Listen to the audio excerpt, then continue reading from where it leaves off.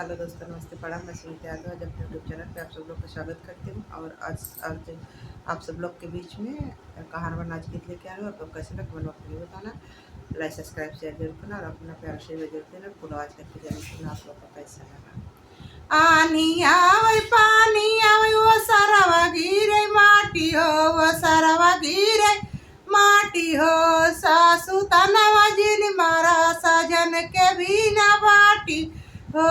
सासू तनवा जिन मारा सजन के बिना बाटी हो। सोने की थाली में जीवना बनाए, सोने की थाली में जीवना बनाए। जेवना न जेवाई वो सरव गिरे माटी हो, वो सरव गिरे माटी हो। सासू तनवा जिन मारा सजन के बिना बाटी हो।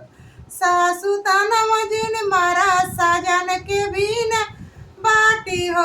आनी आवे पानी आवे वो सरव गिरे माटी हो, वो सरव गिरे माटी हो।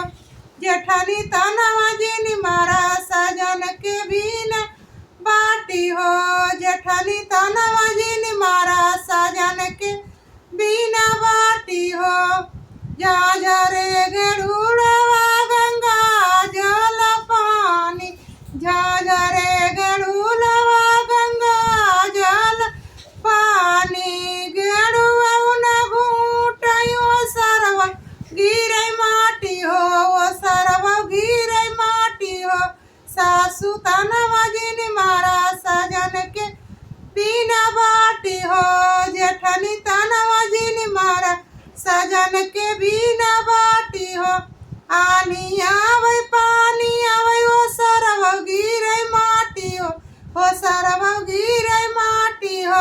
ननदी तनवा जिन मारा सजन के बिना बाटी हो। ननदी तनवा जिन मारा सजन के बिना बाटी हो। फूला ही बीनी चूनी से जला गाए, फूला ही बीनी चूनी से जला गाए। से जियो न सोई वो सरव गिरे माटी हो, वो सरव गिरे माटी हो।